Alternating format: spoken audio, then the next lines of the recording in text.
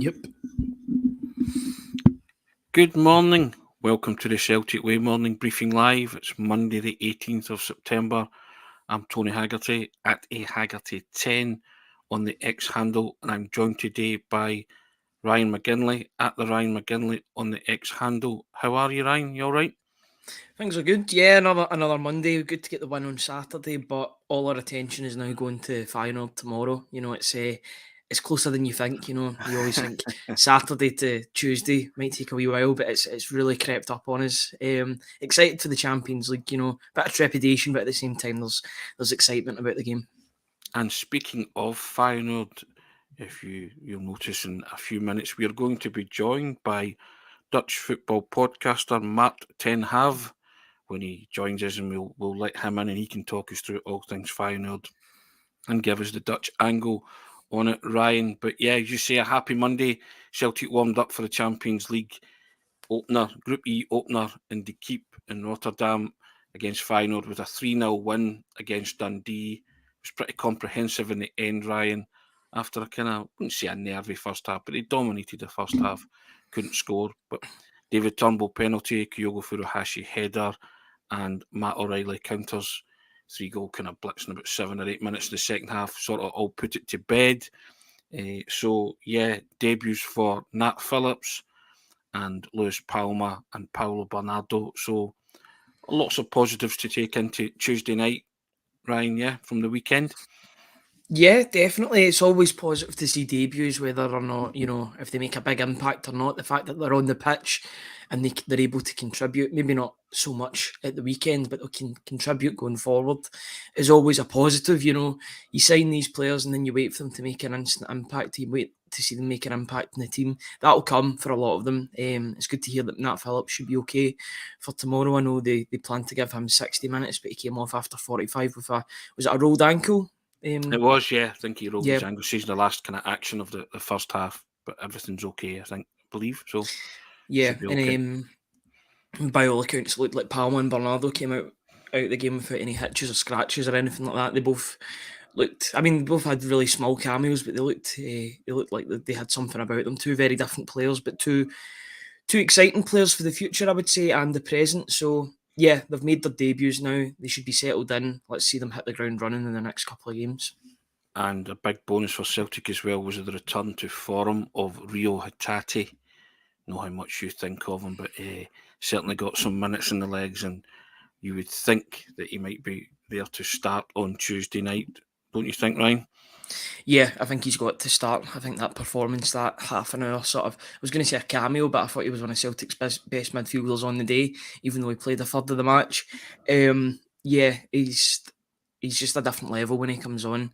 It's the aura that we talk about. I mean, we were speaking after the game of the mood music. The mood music in the stadium changed when he came onto the park. It was as if, it's as if the crowd knew that one of their best players had returned, and it was almost a hero's welcome coming onto the pitch.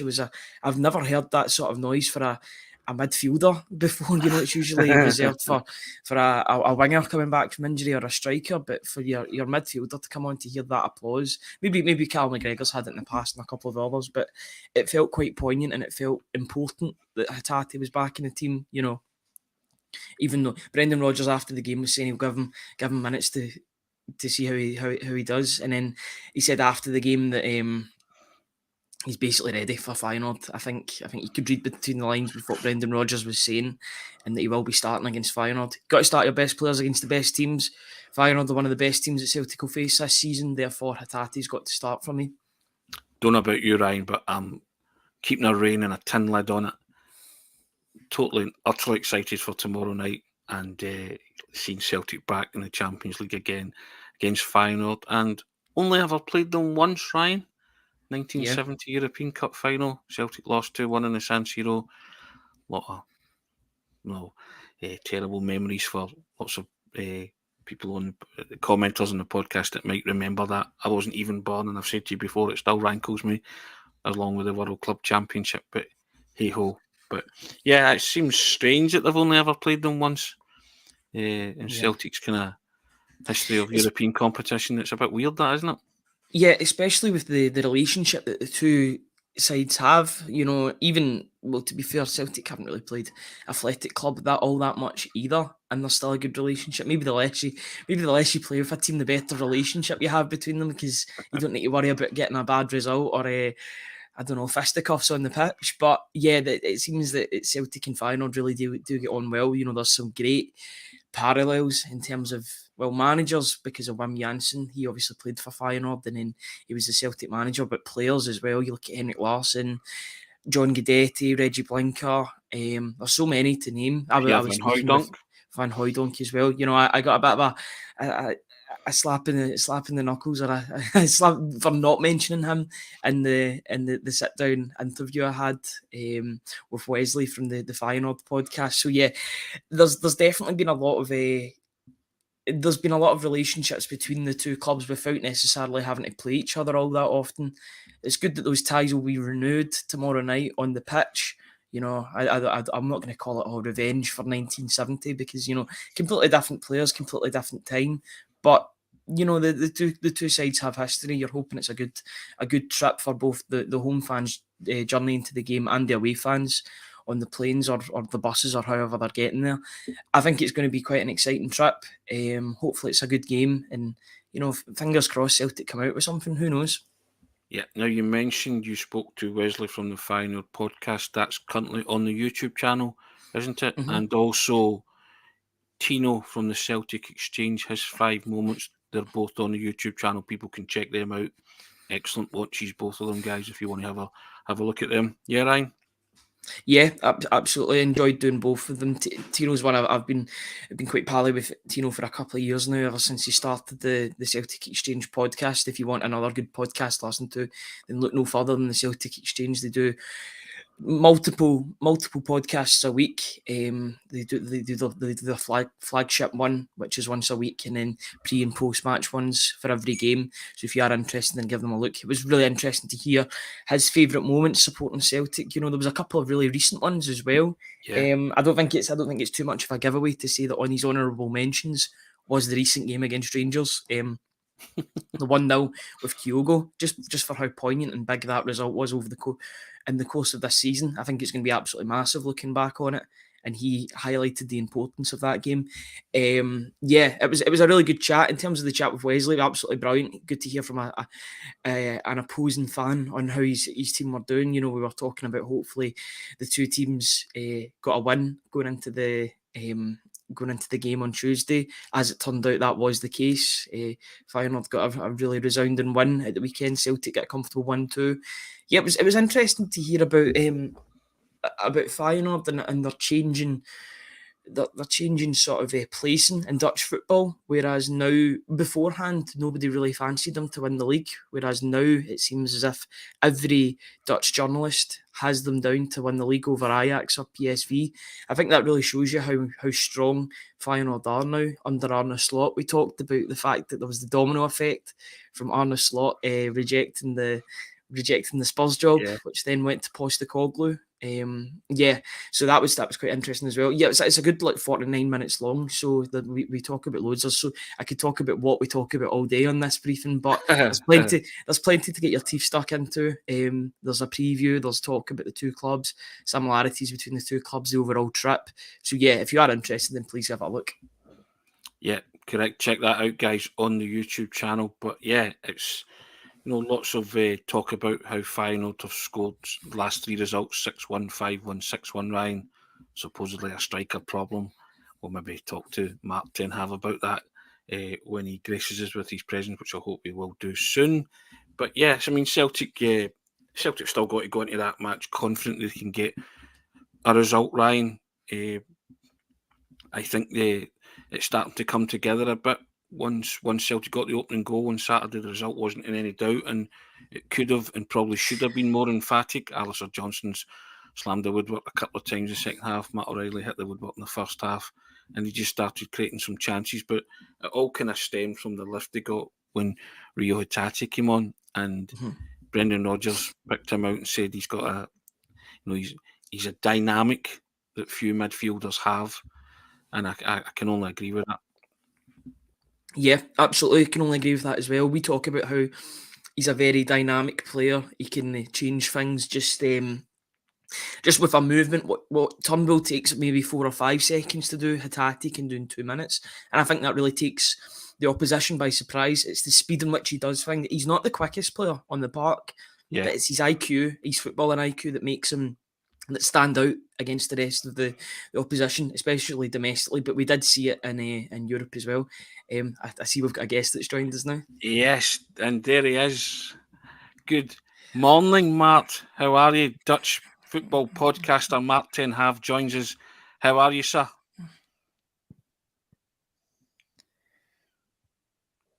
Oh, I think he's been muted as well. I don't know. Are you muted, Mart? Hopefully not. Mart, can't hear you, Mart. Something's going on. Have you hit the mute button?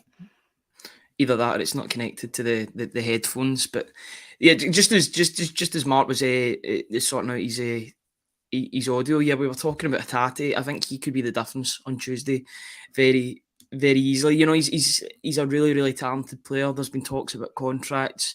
You're hoping that he can get that sorted in the near future. But yeah, when he came on, there was a lift, and that three goals were scored in 16 minutes on Saturday, and 2 of them were with Haggerty on the field of play. So yeah, his importance is absolutely paramount to this team going forward, I would say, Tony. Is indeed. Now, can we hear you now, Mart? Are you with us? Don't know what's going on here. Maybe I don't know if you can talk through his laptop if you take the headphones out, maybe, or if you disconnect the headphones from the laptop as well. See if you go into the settings and check your the settings at the bottom and click audio. These are the wonders of live streaming and live TV. Yeah, absolutely. Still can't hear you, Mart, which is a real shame. Ryan, if he comes back in, will that help? If he goes out and comes back in? Maybe if he go out and back in, if you refresh and then check the audio. If you just press the refresh, we'll get you back in 2 minutes. Yeah, it's always a bit difficult to do a podcast and then you can't even hear anything. But yeah, we'll keep it going. What do you think that Celtic can expect against Feyenoord? Do you think they're going to be it looks as if they're really going to be an attacking outlet, and that isn't going to change in Europe for sure?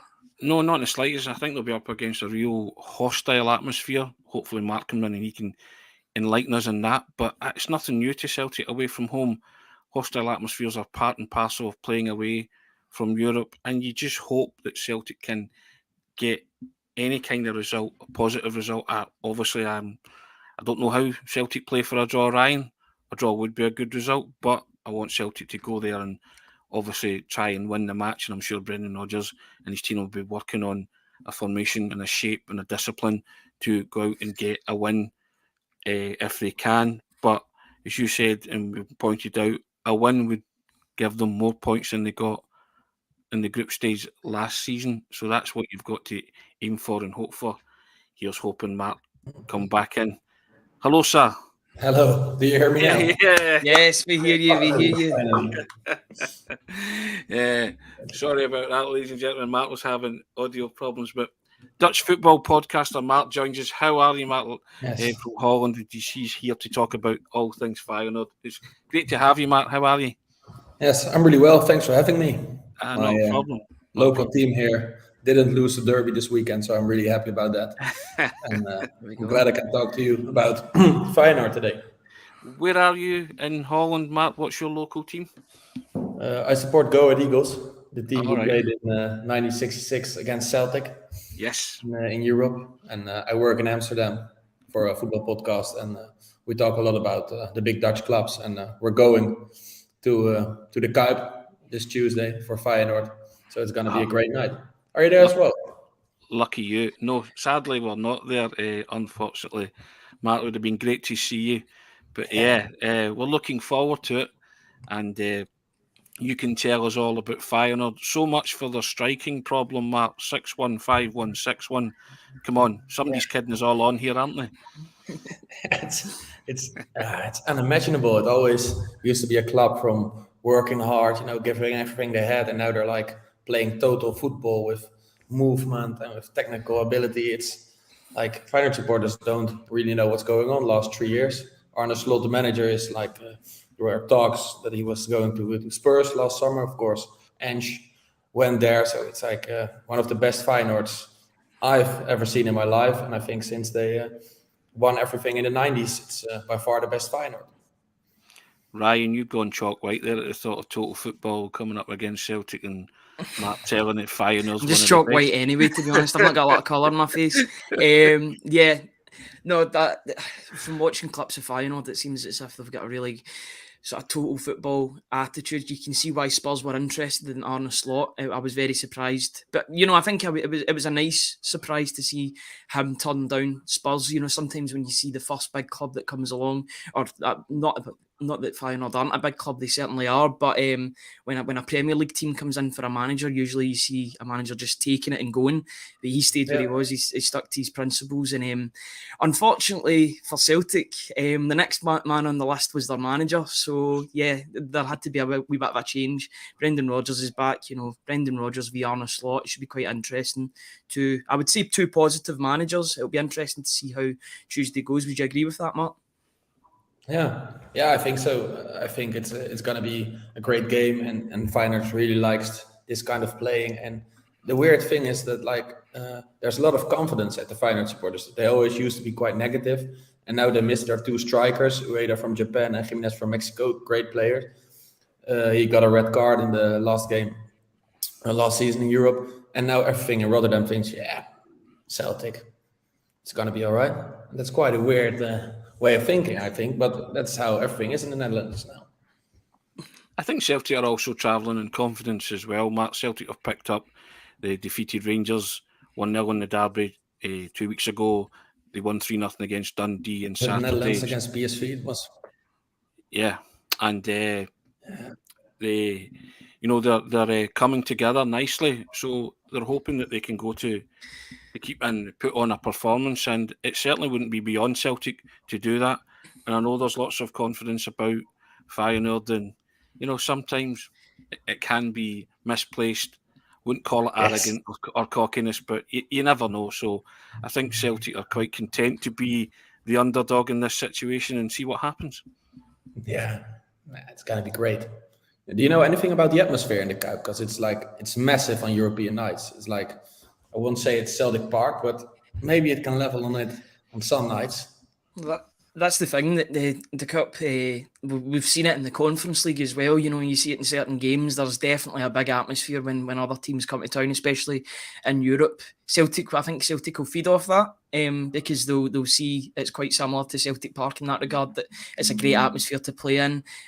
I think it's going to be a group. The whole group is going to have great atmospheres because, the Lazio fans are noisy. Atletico Madrid fans are really noisy, especially in their new stadium. We know about that the past couple of years or so. Celtic Park and the Kuip, they both basically speak for themselves. So it's going to be a group of atmosphere, I would say. I know you get groups of death, and I think this is a group of atmosphere and history. So yeah, I think it's a really, really exciting group. I was going to mention something else. I was going to talk about PSV. A lot of Scottish supporters and Scottish journalists were really impressed by PSV. I think we were quite shocked that PSV were the team that finished second, judging by how well they played against Rangers, especially away from home. They've got really good young talent in there. Really strong players.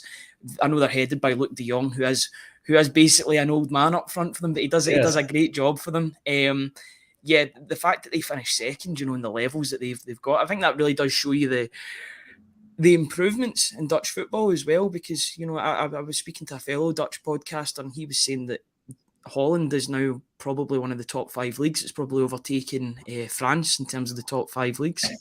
Yeah, I don't know if that's really sure. It's the Conference League game, and it was on a great moment for the Dutch teams, because Feyenoord reached the final, and then you got some extra points, and you can go into the Europa League. So that went really well. Dutch clubs earned a lot of money on the transfer market, and 10 years ago they say, no, we won't spend it, we keep it, we put it in the academies, and now they're paying good salaries. Ajax started it with Daley Blind and Tadic. Other clubs saw that it worked in Europe, so they started doing the same. And PSV had last year the legendary striker Ruud van Nistelrooy as a coach, but Van Nistelrooy said, I'm not really ready for it. Marcel Brands, the director of football, said you should do it, and it was not a top coach already. And Peter Bos is now the manager, and he's like for the Eredivisie a massive coach. He worked for Leverkusen, for Lyon, for Dortmund. So that's a big difference directly. And they bought some players who are like really good for the Dutch league. And PSV now is much better than they were last season, and they've beaten Feyenoord in the Super Cup like in the starting of the season. So I wouldn't say that Feyenoord is much better than PSV. I would say they are slightly better now. Okay, Matt, who do you think's going to win tomorrow, Feyenoord or Celtic? Are you quite confident Feyenoord, though? Yeah, I don't support Feyenoord, but I know that. I really like the European nights in the Kuip. So I think they win, but I don't know a lot about Celtic, to be honest, so I can't really say anything about that. But I'd say 2-0. 2-0 to Feyenoord. There you go, Ryan. There's a bold and confident prediction. 2-0. I'm not too surprised because Feyenoord are the pot one team at the end of the day. They should be the favourites in most of the games that they play. I know that's sometimes not the way that the season works. You've obviously got Atletico Madrid, who were the pot 2 team, who would in a lot of seasons probably be the pot 1 team if they'd won the league, etc., etc. But they do have a really strong team. They're dealing with a couple of injuries, as it seems every team is at the moment. Every team seems to be dealing with quite significant injuries. It's definitely going to be a very interesting group to watch. I think teams are going to take points off each other throughout the group, and it's all about who finishes where at the end of those 6 games. There could be a team that really struggles that you maybe didn't expect to struggle. There could be a team that does well that you didn't expect to do as well. It's all about these dynamics in the groups. I mean, last season, look at Club Brugge. They finished first in their group. Nobody expected that. That took everybody by surprise. These things can happen. That's just the joy of the group stage. It's the last ever. Exactly, yeah. It's the last ever group stage. Let's see how it goes. Mart, are you thinking that home form could come into it for all clubs? Because Celtic traditionally are decent at home, and you're telling me that Feyenoord could be good at home. It should be, yeah. Feyenoord really struggled at Lazio Roma last year, so I wouldn't say that they will have a lot of confidence going there, but like in Marseille 2 years ago, they were really good in Europe, so it's quite a hard atmosphere to play there. So yeah, the manager Arne Slot is like the new messiah in Holland, so everyone has a lot of confidence in him, and yes, he has to show it in the Champions League now. But what I wonder, is there anything like a friendship between Celtic and Feyenoord? Because I heard some people telling it in Holland. How's that? They've only played once in European competition before, Mart, and that was in 1970 European Cup final, San Siro. Feyenoord win 2-1. The start of the Dutch domination for 4 years. Feyenoord win it once, Ajax win it 3 times in the spin after them. So it all kind of stems from that and the way both clubs conducted themselves in the aftermath of that, and the supporters as well. I think there's a lot of friendship there, and lots of talk. Ernst Happel, the manager at the time, spoke about Billy McNeil shaking his hand, and Jock Steeden were very magnanimous in defeat, because Celtic were the overwhelming favourites for that game in the San Siro in 1970, and they lost, obviously. And lots of Celtic supporters are still quite hurt about it. It's not been billed as any kind of revenge mission per se, but I think through that, lots of friendships developed because of the way, as I say, both teams handle themselves. And there's lots of Celtic connections. We were talking about that before we came on here, Ryan, with players playing for. Yeah, there's been so many players that have played for both. Pierre van Hooijdonk, Henrik Larsson. I should mention Henrik. I'm gonna swap them around. Henrik Larsson, Pierre van Hooijdonk. We've got to get our priorities straight. You don't talk about anyone before you talk about Henrik Larsson. That's the way we do it at Celtic. Even recent examples like Colin Kazim-Richards, John Guidetti, they've both played for Feyenoord and Celtic, so there is always a connection between the two. It seems loads of players that have played throughout. Wim Jansen, that played in the 1970 European Cup final, he then managed Celtic and won a Celtic's arguably Celtic's most important modern day season. I know it was 20 odd years ago now, but a very very important season. And because Rangers were close to doing 10 in a row. Wim Jansen came in basically on his own, brought in a couple of players and managed to wrestle the title back for the first time in 9 years, or the first time in 10 years. And it was a massive result that then propelled Celtic forward into the modern game, I would say. And since then, Celtic have been pretty dominant, apart from a couple of years, you would say. Quite special that he died last year and now you're playing. Yeah, Celtic supporters adore Wim Jansen, Mart. I mean, there'll be, if there's any kind of tribute to Wim Jansen, the Celtic supporters who are in the Kuip will they will respect it and honour it, and if it's a clap or whatever, they will go mad for that, because they absolutely love him. He was only there a year, and as Ryan said, it was the mother of all Scottish title wins, because Rangers were going for 10 in a row, which is a massive, massive thing in Scotland. And Wim Jansen came in and built a team that shattered that, and he's absolutely revered at Celtic, and revered in Holland, and he did a lot of things with Feyenoord. Obviously played in that 1970 team, and played in the Dutch side that lost the World Cup final as well. Two World Cup finals, I think. So he's a legend both in Holland and in Scotland. So everybody will unite around that if there is some sort of tribute to him. Yeah, a very, very popular man. I would like to think there would be, Mart. So that's where a lot of the friendships come from that you've heard about, and it's, I guess that's off the park. It's all great, but on the park, I just think it'll be one of those games. It'll be a cracking spectacle. I think it's two teams that both like to play football. Yeah, correct. And I would like to see Celtic go for it, and because you guys are going to go for it, so, and you're telling us that you play a kind of version of total football. I really admire the coach. Yeah, I would imagine you would want to see the Dutch team win, obviously, because even if it's not your team, but I don't know. Is that the case? Yeah, sure. Yeah. It seems as if Arne Slot gets talked about in the same sort of vein of form, or the same confidence as Ange Postecoglou did when he was at Celtic. You know, it seems as if even people that don't necessarily support Feyenoord seem to admire the guy and admire what he does. I know Arne Slot is Dutch, so there might be that added thing of like supporting your own. Ange Postecoglou was obviously Australian coming into things, but there seems to be this, I don't know if there's like a mutual sort of respect for the manager. He seems to be the main Dutch manager at the moment. I know there's been a bit more pressure on another Dutch manager in the Premier League at the moment, in Erik ten Hag, but it seems that all the positive stories are coming from Arne Slot, and you would imagine, and then through the next couple of years, bigger teams and Spurs will be coming in for him for his services, because he seems like a really exciting young manager as well. He's only 44, so we're going to be hearing about this guy for the next 20-30 years, you would assume, Mart. Yeah, everybody in the Netherlands thinks that will happen. Like Ten Hag reached the semi-final of the Champions League with Ajax, so he's quite a bit ahead of Slot now, because he reached something that would be unimpossible, everyone thought. But like, Slot is like a great manager. He's really innovative. He changed the whole club Feyenoord, because it was quite a conservative club, and now it's really modern, even behind the scenes. And what he does really well is he knows how media works, so he knows everything, and he waits what the pundits on TV say. Then he goes to the press conference and he reacts on that. He's extremely smart, a bit like how people do it in politics, and we always had a lot of people in the Netherlands talking about football who really wanted to tell about, they had a lot of ball position, created great chances, and tell everyone how the world works. And he's like a lot smarter than that. So even if he thinks everyone should go left, he says everyone should go right, because that's what the people want to hear. And like, he's really smart about that. Yeah, I really do like him as a manager. I think he's a really, really exciting young manager. Tony, you were going to say something there, sorry? No, I was just going to say, you've mentioned Arne Slot a lot since Celtic have joined Feyenoord.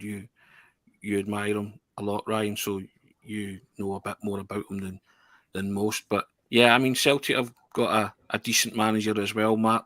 Somebody who's been round the block, and Brendan Rodgers, been there, seen it and done it, and knows how to win things. So it'll be quite interesting to see the two of them up against each other, to see their styles and their approach, and what happens in the end result. And I'm quite fascinated with that tactical battle as well, Ryan, that's going to unfold, to see if Brendan can get the better of an up-and-comer and Arne Slot, as you say. Yeah, you're just hoping that he's learned from his time, especially at Leicester, because at Leicester he had to deploy his teams maybe a little bit differently than he did for Liverpool. Yeah. Maybe at Leicester, every game he played, he wasn't expected to win every single game he played at Leicester. He had to be a wee bit more proactive and thoughtful in his approach to certain teams. He's had good results against Man City, against Liverpool in the past. you're hoping that you can take that and use that as a sort of Champions League experience, because you're playing against Champions League level teams every 2-3 weeks, you could say. I know they'll be playing against your Burnleys, your Lutons, Sheffield Uniteds, etc. Every 2-3 weeks you'll be playing against an Arsenal or a Chelsea or a Man United, all teams that are used to playing in the Champions League, who will still treat games as if they're Champions League, because the Premier League is so strong. There's a reason why they wanted to start a Super League, because all these teams are strong. They wanted to play each other for extra revenue and cash. So yeah, you're hoping that those games that happened every 2 weeks have allowed him to be more proactive in his approach and maybe more thoughtful, because there was a couple of instances the first time around where Celtic did get a hammering, even with like a defensive mindset. You remember the first game against Barcelona, Celtic had 5 at the back and they still get beat 7. Was it 7-0? So 7-0, yeah. Yeah, the second game was a lot better, 3 each with Man City, but it wasn't the greatest start. You're hoping that he's learned his lesson and he can be a wee bit more proactive in his thoughts. Yeah, without a doubt. I mean, I think that's what all the Celtic supporters are hoping for, that's been a learning curve for Brendan Rodgers competing in the Champions League with Celtic and Leicester City. But Mart, I'm just going to ask you, you mentioned there Santiago Jimenez and Alida out. Who's going to play up front for Feyenoord on Tuesday night? No one knows in the Netherlands, because both players can't play, and they have like 6 different wingers or like attacking midfielders, and one of them is going to play as a striker. And like the thing is, everyone would say it would be terrible, but there's famous Arne Slot, so everyone has the confidence it will work, but nobody is going to know if it will work. Like they have Paschal, a Brazilian striker, he's quite quick. They have an Iranian winger, he's working really hard. Like they have Calvin Stengs, technical midfielder, Linger, an attacking midfielder from Czechia. It's like no one knows, it could be anyone. But the strength from Feyenoord is really at the back and on midfield too. So yeah, I don't think it won't hurt them that much. Like a good thing for Celtic is they missed their goalkeeper. Justin Bijlo is like quite a talented young goalkeeper, but like he's injured half of the time. So there's a German guy playing who's done really well, but is from another level. So yeah, there are some opportunities for Celtic, I'd say. I know that Holland have had their issues with goalkeepers in the past. You've seen it in the last couple of squads. They're calling upon either really young goalkeepers or really old goalkeepers that haven't had a lot of caps. Do you think that's a problem area for Holland in general? We know how good their keepers have been in the past. Edwin van der Sar being probably the biggest example. Is it a current problem for?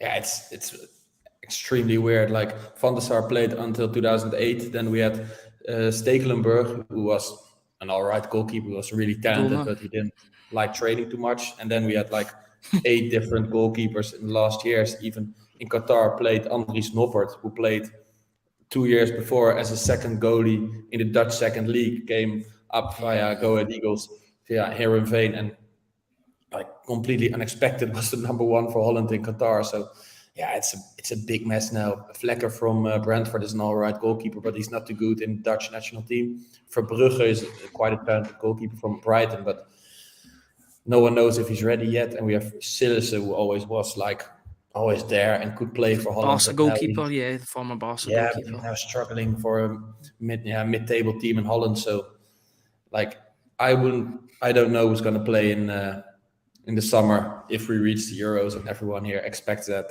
who's going to play for the Dutch national team. I have no idea. Mark, you said there that Celtic have their chances, so I'm imagining that. I mean, you've also said that Feyenoord play total football, but are there weaknesses in the Feyenoord team then that Celtic can exploit? And if so, which do you think they are? Like, I hate to say this, but I don't think there are a lot of weaknesses in this team. Right, okay. So, but that's from the Dutch Eredivisie way of looking at it. So, like, PSV have beaten them, and I think Celtic could beat them too, but I don't see how. But that's because I don't Celtic too much. I don't know about Celtic too much. Yeah, I think they're definitely one of these teams that are really, really it seems as if they've got their tails up at the moment. There's a lot of confidence when you talk about Feyenoord. That hasn't always been there. I don't think in the past. I think there's been a lot of pessimistic sort of thoughts when it comes to Feyenoord. I remember them in the Europa League a couple of years ago as well, but it seems as if they've had this complete turnaround. You know, Arne Slot came in 2021. All of a sudden, they look like not a European superpower, but one of those teams that you want to avoid when you're playing in Europe. They seem like a bit of a banana skin team that could potentially hurt you with how much attacking power they've got. You know, Jimenez only 22. I know he's out for this game. His numbers for Feyenoord, especially the end of last season, start of this season, he looks like he's going to be one really good player, especially for Mexico, who, you know, they have one Jimenez who isn't doing as well. It seems as if they've got a second Jimenez that can come in and do a job for them. How big do you think, Mart? How big do you think the departure of Koçu is, the Turkish midfielder? I know he went to Benfica, and I was speaking to another podcaster, and he said that he was quite heavy before Arne Slot came in. Arne Slot has basically turned him around completely, made him into this all-action midfielder. Now he's at Benfica. How big a miss do you think he'll be? Yeah, it was by far the best player in the Dutch league last year.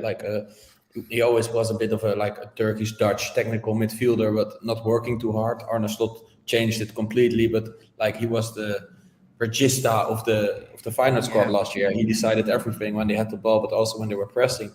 He went to Benfica, and Feyenoord bought 3 or 4 much cheaper players to replace him, and that didn't really work out. So if I had to say anything, the midfield is not as good as it used to be, but they have some options there now. But Koçu was too good for the Dutch league, and he stayed quite long. And everyone in Holland expects that he will leave Benfica soon because he can go to a bigger club even, but that's also because we really like Dutch players in Holland, so we think they're maybe a bit better than they are. I tell you what, you will need to watch out for, Mart. Celtic have got 2 players that can hurt you. One being Rio Hatate, who's Ryan's favourite player at Celtic, and the other being the striker Kyogo Furuhashi. And Feyenoord will know they're in a game with those 2 around, because when those 2 are at the top of their game and they're showing signs of coming to the boil, it'll be an interesting contest tomorrow night, because the 2 of them showed up very well on Saturday. Rio Hatate came on for half an hour and he just changed the tempo. He changed everything that was happening. But Celtic turned a kind of 0-0 into a 3-0 win. The manager said he's a dynamic player that few clubs have, and certainly Celtic. And Kyogo Furuhashi is just a goal machine. And I would say this, I would caveat this with, he hasn't scored in the Champions League.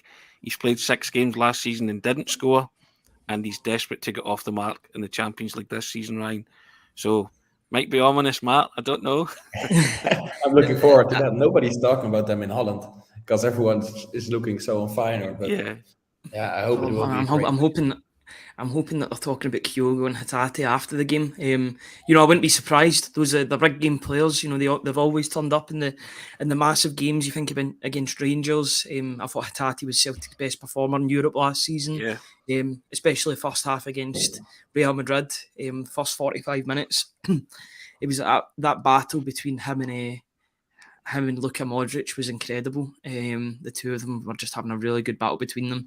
I think the difference in that game was Fede Valverde in the second half, because it seems as if he's got about 4 lungs and he can run for 90 minutes constantly. That's just what you get with a Real Madrid player. But I think it'll be interesting to see how Rio Hatate and Kyogo do on this stage. I think this is a really big opportunity for them. I think they'd be hot property if they played in Holland. I think those 2 especially Rio Hatate, I think he might even be worth about double about what he's worth at Celtic if he played in the Eredivisie. Say, for example, he played for an Ajax, PSV or Feyenoord. I think instead of the 20-25 million that people are quoting for him, I think a team in Holland could get 40 million. That's just the exposure that these teams have that Celtic don't have. The problem is that Feyenoord's playing a better league than Celtic do, and they're going to get better fees because the players are playing at a higher level week in, week out. That's why Celtic players in the Champions League have got to do a good job and show up, basically.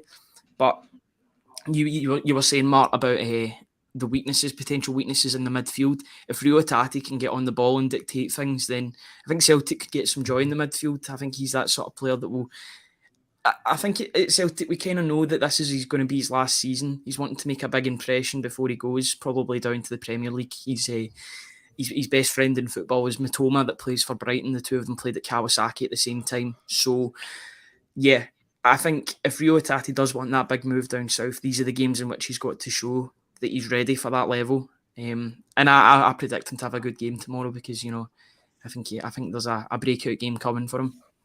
I mentioned them sorry, Matt. I just mentioned them because you'll see them up close and personal tomorrow, and it'd be interesting to get your take on it afterwards. Yes, I'll tell you afterwards what I think.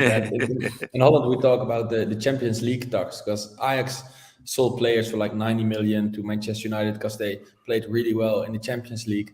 Feyenoord never had that. Like they sold like Kuip for like 30 million. What's not quite a big deal for Dutch clubs because they haven't shown up in the Champions League. So the pressure is really high on Feyenoord now that they have to show it in the Champions League so they can upper their fees. So like Geertruida, their right back, so they can sell them for like more than 25, 30 million because that's what they need to level up with Ajax, who are still like by far the most rich club in Holland.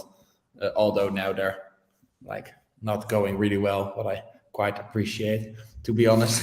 But like they're not doing too well now. You hear that, Ryan? I get the feeling that if Mart was going to support one of the bigger clubs, it would be Feyenoord and not Ajax. Is that right, Mart? Yeah, they seem very much like one of the massive clubs in Holland. We all know that Ajax are a massive team. I think they have this every 2 or 3 years. They have the 1 year that they have a slip. I don't know if that's because they sell their best players and then they're trying to get that redevelopment of young players into the first team. So they take a couple of years to get back into the swing of things. But you do expect Ajax to just come... Oh, yeah. The director of football, Mark Overmars, he had to move on because of a big scandal. And the whole board was gone. Edwin van der Sar, the director, had to go as well. So they're now renewing their whole organization. And that's not going too quick. And I really appreciate Ajax. It's a big club, but they're by far the biggest club in Holland. So when they're going not too well, it's always nice to see that for a year or two. It's very interesting dynamic in Holland because in Scotland it is Celtic and Rangers most Celtic win the league most years, but in Holland there's 3 teams that could potentially win the league, maybe 4 in the AZ Alkmaar every couple of years. So maybe they might not really know. They're selling club, sell their talents, and like their talents are becoming a lot better because Kerkes went to Benfica, Reinders to Milan, but they're not capable to pay €1 million a year or anything, and Ajax is able to pay 3 or 4 million a year. So that's a big gap. Mm-hmm. Yeah. But they've always got a good. Maybe they might not be challenging for the Eredivisie, but they'll always be a challenge when playing against. They'll be one of those teams that you could potentially slip up against. Your team could slip up against. That is an interesting dynamic. The 3 big teams in Feyenoord, PSV, and Ajax, and it seems right now that the Feyenoord are the top dogs in the league. PSV look quite good as well. It's an interesting league. It's definitely a growing league. It's a league that we've always known that there's talent there, but it seems as if there's even more talent than ever before. It's incredible. Yeah, I really love the Eredivisie.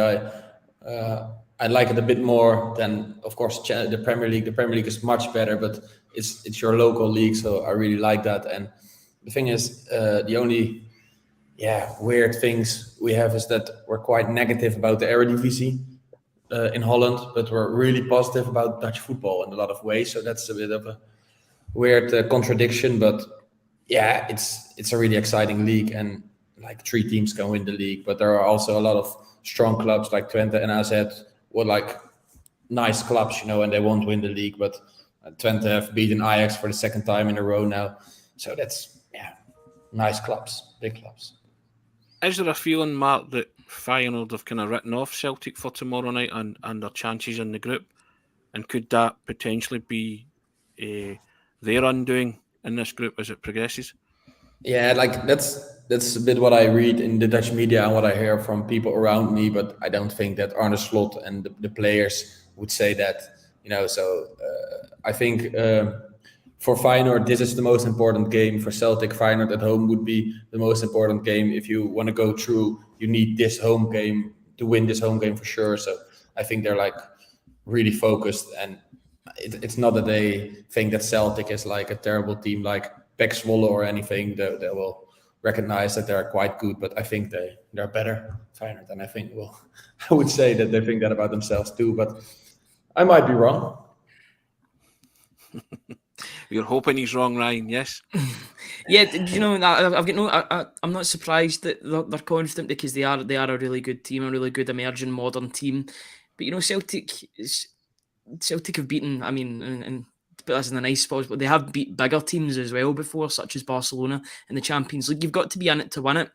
I'm not saying, and I always say this, I'm not saying that Celtic can go and win the Champions League, but you know, there's these results. You know, at any point, shocks can happen, both away from home and at home, both in losses and wins. You know, you can get shock losses and you can get shock wins. It's just all about Celtic starting the. I think through watching the game, I think we'll be able to gauge what will be a good result in the game or not after the first half hour. Celtic cannot concede an early goal. They need to keep it tight for the first half an hour. We know that Feyenoord are going to start like a house on fire. Basically, they're a very, very attacking team. If Celtic can keep it tight and maybe frustrate the home support, then you know they could sneak something, or they could get a draw or sneak a win. But it's, you know, that Feyenoord are the overwhelming favourites. There is a reason for that. They play really good football. They've got really good players every year. They'll get more players emerging into the first team. That's not to say Celtic can't spring a surprise on them. I'm looking forward to seeing how tomorrow transpires. And you know, if the Dutch media are talking about Haggerty and Kyogo, etc. tomorrow, it means that Celtic have done a good job. Either that, or they've been sent off, and I hope that's not the case. Sure. Yeah, it might be a bit of Dutch arrogance, but we'll never know. We'll find out tomorrow night, Mart, that's for sure. Yeah, and I think you will be pleasantly surprised by Celtic, to be fair, because I think Brendan is building something. It's been a slow burner. They get knocked out the League Cup by Kilmarnock, second game of the season, and you know they drew a blank against St Johnstone, who were bottom of the table at the time. But it's been steadily building, and I think he's also been in the background preparing them for games of this magnitude. So I think Celtic will also come out tomorrow, come out the traps, and they'll be decent. They'll be more than decent, and I think it's a right good matchup. It's a game I'm really looking forward to. I think Ryan's right. I think Celtic can't afford to concede early, because it could be a long night if they do, but I don't expect them to concede early. I expect them to set up in such a way that they will take it to Feyenoord when the opportunity presents itself. And I think they've got players that can worry Feyenoord and hurt them. Haggerty being one, Kyogo being another, and also they've got a guy called Daisen Maeda who he'll just put in. He's tailor-made for these occasions. He's just he'll put in a tremendous shift up and down the wing, and he can score too, given the opportunity. But he'll probably be more deployed in a defensive role, won't he, Ryan? He'll be more for his defensive side of his game, but he's no slouch when it comes to attacking. Yeah, basically Feyenoord's most attacking player, whoever that is, Daisen Maeda, will be marking for the whole game. That's his job. It's quite an interesting job for a left winger to do. Where his main priority, especially in games like this, where Celtic are maybe up against it for a lot of the game, is for an attacker to defend. But that's just the work rate that it gives you. You might have watched him before when he's playing for Japan. He scored in the Qatar World Cup. Just through his running, you know, through his pressure, he presses the opposition. I think he was Ange Postecoglou's teacher's pet, but it seems as if Brendan Rodgers likes him as well. A lot of people did write him off, saying that I don't know how he's going, including myself. I didn't know where he was going to fit in the Celtic team when Postecoglou left. It seems as if Brendan Rodgers has really noticed how big a worker he is and how much he does off the ball as well as on it.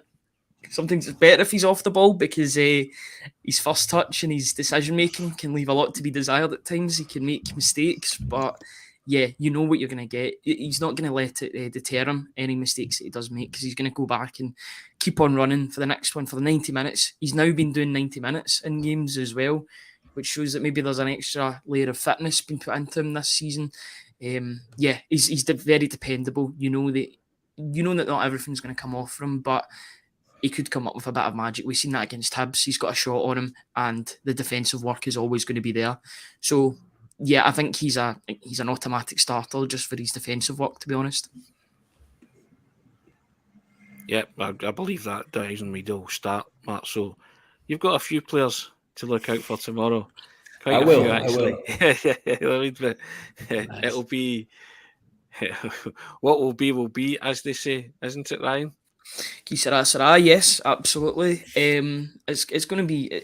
I think it's going to be so interesting tomorrow. I think it's one of the standout games in terms. I know it's so ironic, but if you know your history, etc., between the two clubs, that 1970, 53 years ago, incredible, that amount of time between the two games, the two meetings, but yet there's still a really good atmosphere between the two. There's going to be, I think there's going to be some good scenes outside the ground, both before and after, from friendship. But for that 90 minutes, it's one versus the other. It's business to attend to, and hopefully Celtic can get something out of the game, whether that be a draw or a win. Well, Ryan, Mart's told us to expect total football from Feyenoord. They've got a wonderful manager. He's predicted a 2-0 win for Feyenoord. So, may as well no bother turning up, and that's the case. But hey, Celtic will be there. They'll be turning up with their supporters, and I think, and I know you'll be pleasantly surprised, Matt, by Celtic. I definitely know that'll be the case. As I say, nobody can predict the result.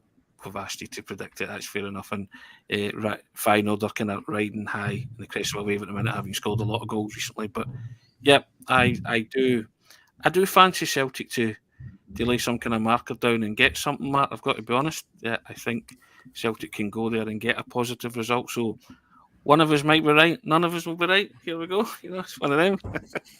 Yeah. We will see what happens. But thank you very much for joining us, Mart, and sharing your views. Really appreciate it. Thanks for having me. Delighted to have you on. You've probably scared a few Celtic supporters in the process who tune into this with your views, but hey, Celtic fans are always confident no matter who they play and no matter what competition it is. So we will we look forward to seeing what happens tomorrow night. But it's been a pleasure talking to you, sir, and we'll reconvene for the return leg. Yeah? Sure. Yeah. Thanks a lot. Thanks very much, Matt. Take care, eh? All the best. See ya. See you later. Well, there's Mart's view from Holland, the go-ahead Eagles fan, and he's predicting more or less an easy win for Feyenoord, doesn't he, Ryan? Yeah, I hope that sort of mentality seeps through to Feyenoord, to be honest. You want Celtic to hit them by surprise, basically. They seem like the all-conquering team in Holland just now. They are the form team. They are the darlings of the media, you could say, as well. They're really, or the manager seems to be the darling of Dutch media. They really do rate Arne Slot highly. But we've seen this before. I think you look back to even Neil Lennon's season in the Europa League. Now, I'm not saying that this Champions League group is a Europa League group. That was a comment I made a couple of weeks ago, that I meant in terms of the teams that were in it, not in terms of the actual form that the teams have. They're all informed teams at the moment. But, you look at the Lazio, we were never fancied against Lazio. We got 2 wins against them. They were the all-conquering Lazio with a Ciro Immobile, one of the best Italian strikers in years. And yeah, Celtic beat them home and away. Who's to say that Celtic can't do the same? They were so close to getting a result in the Nou Camp if it wasn't for Jordi Alba running in at the back post, and then Celtic beat Barcelona at home. Who's to say that they can't get a result away from home? These terrible records are meant to be broken, and you're just hoping that tomorrow night is the time for them to be broken. It would be a tremendous scalp and a tremendous boost of confidence as well, because I feel like after the first half in that game on Saturday, there was the potential for things to go downhill again in terms of the crowd, but the crowd kept going and Celtic got through with 3 goals in the second half. You're just hoping that mentioned that, eh? You mentioned that. Yeah. You're just hoping that they can ride the crest of a wave here. They get 3 goals in 16 minutes in the second half. If Celtic can surprise Feyenoord and get a point or a win, whatever that is, then it sets you up so well for the rest of the group. If you can get anything away from home and then win all your home games, or do your best to win all your home games, you put yourself in a great position to qualify from the group, because then you're taking points off of other teams' gimme games at home. Instead of them winning, they've got a draw or a loss. So if you win your home games, then your accumulation of points will just be higher than the other teams. You're just hoping that Celtic can turn up, be resolute in their defending, and then take their chances when they come along. I think they will get chances in the game. It's just all about whether Kyogo, Maeda, Palma, if he plays, if they're clinical enough to take them when they come along. Without a doubt, I don't write Celtic off in any match, Ryan, to be honest. And I'm certainly not writing them off in this fixture, and I'm certainly not buying all the kind of Feyenoord hype. I think there's a wee bit of arrogance there that they've dismissed Celtic, and I'm hoping that it proves to be their undoing. In Celtic, they have a manager that's a tactician and has been here, seen it and done it, and hopefully a better version of Brendan Rodgers going into the Champions League can all help Celtic. And on you go, sorry. Yeah, I'm just going to bring this comment up, and I do agree with this. Now, I know Neil Lennon had a lot of shortcomings in that 10-in-a-row season, but he was incredibly pragmatic in that first season in Europe, or the first season of his second tenure in charge at Celtic. He was very pragmatic, getting the best out of players like Ryan Christie, Odsonne Edouard in Europe. I maintain that Edouard's best year was with Neil Lennon in that 2019-2020 season. I thought it was absolutely incredible for some games. I was watching clips of the game against Cluj. Now, Cluj beat Celtic a couple of months before, but they came back in the Europa League. We drew with them in the Europa League, and I think that was a goal that El Younousi scored in that game as well, a deflected shot. That's the confidence that Celtic should have playing in Europe. We've seen it. We've even seen it on the other side of the city. Look at Rangers. Rangers beat Dortmund. They beat Braga. Yeah. With the confidence. I'm not saying take a leaf out of Rangers' book, but at the same time, we've got to have confidence. What's the point in turning up in these games if you're not confident that you're going to get something? We can't be defeatist. No, I'm not being defeatist. I think Celtic can get something. I think they've got players. I mentioned them to Mart because I hate using words like arrogance and cockiness, but if that's the Dutch media's thoughts and portrayal of your chances, then you'd love nothing better than to go there and put on a tactical masterclass and get something. Celtic can. They've done it before, and they've done it against bigger and better teams in Feyenoord. I know they're the up and coming thing in the Eredivisie. Great, good on them. But I mean, Celtic. Would you bet against Celtic at this particular moment in time? I don't think so. I think they're building under Brendan Rodgers. And this is the stage that, again, I go back to, that Brendan Rodgers craves. This is what the stage he craves, to put his team out and do a number on opponents. And I think Celtic will surprise a lot of people tomorrow night. Again, it's no guarantee of a win, but I think certainly their performance will be something to write home about. And I'm quite happy that others are ready to write them off and say that they've no chance. Great, keep talking.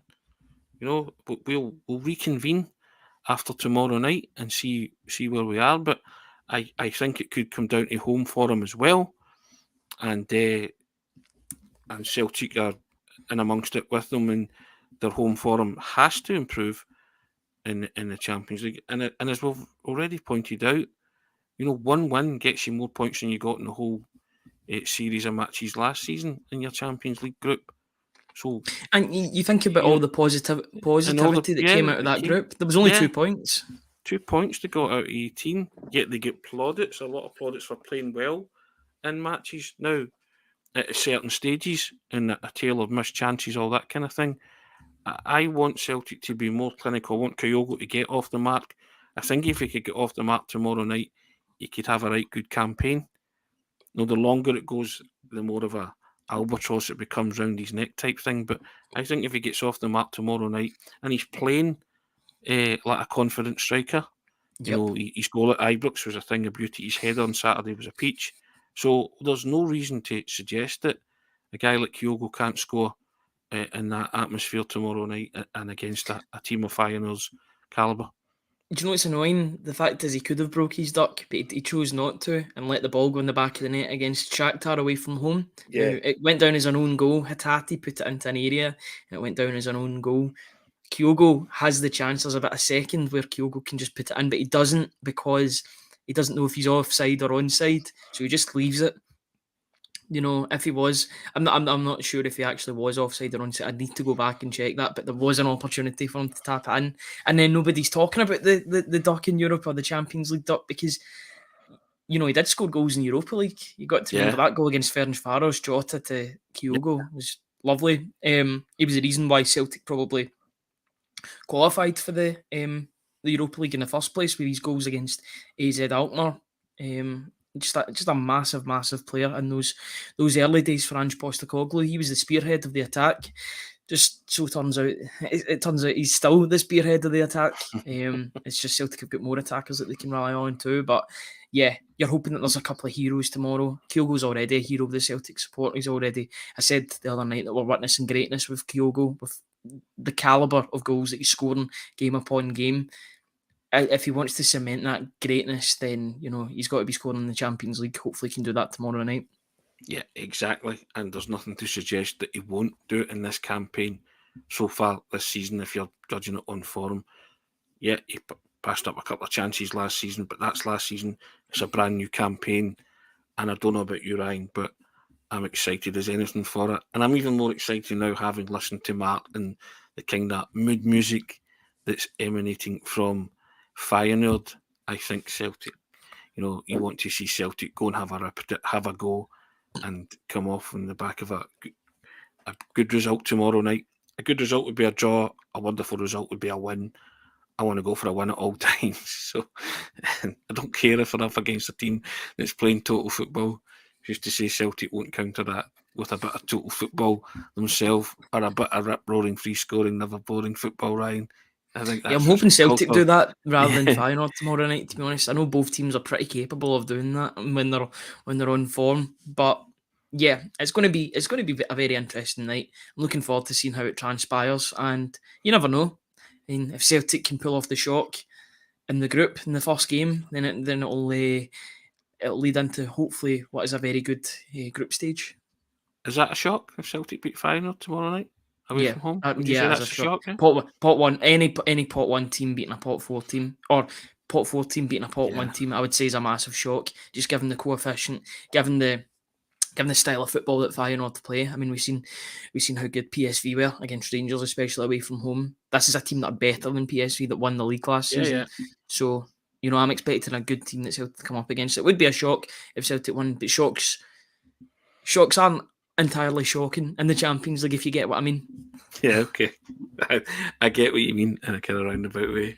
Well, that's been over an hour. We thank Mart 10 Half for coming on and giving us the Dutch perspective, even if it sort of upset a few people in the comment section.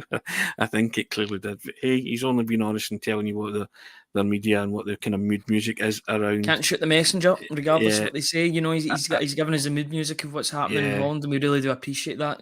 Confidence isn't a bad thing. Yeah, we know they're a quality side, but we know ourselves as well that Celtic are a quality side too, and Celtic have got a quality manager in their ranks too, and he'll have something up his sleeve for Tuesday night. I'm convinced about that. But yeah, over an hour and 3 minutes, Ryan. There you go. Time flies when you're having fun. Champions League returns tomorrow night. Celtic are in it, and the Kuip in Rotterdam, Feyenoord against Celtic. It's going to be a cracker, Ryan. Looking forward to it. Really looking forward to it. The Champions League is back. I think it makes your weekdays as well, the fact that the Champions League is there. So, yeah, I watch any football, but I'm just so glad that my team's involved in it as well. Indeed, and as you said earlier, you've got to be in it to win it. So we will see how the Group B campaign goes. Guys, thank you for joining us. And if you like what we do, we urge you all the time to turn your attention to the strapline running along the bottom. Subscribe to the Celtic Way website and support top quality football journalism covering the club you love. And all you have to do is click a button, www.celticway.co.uk/subscribe. That's www.celticway.co.uk/subscribe. We hope you enjoyed today. We'll be back tomorrow to give it even bigger licks, Ryan, for tomorrow night. But yeah, it's it's excitement. The excitement is building, isn't it? So there you It certainly go. is. Excellent. Well, thank you. Thanks for your comments as well. Didn't read too much of them out today because we had a guest on. We'll certainly read more of them out tomorrow when we preview it in full. The Feyenoord v Celtic clash. But Champions League's coming, guys. Not too long to wait now. Ryan, thanks for your contribution. Excellent stuff. Take care. See you tomorrow. Cheers, guys.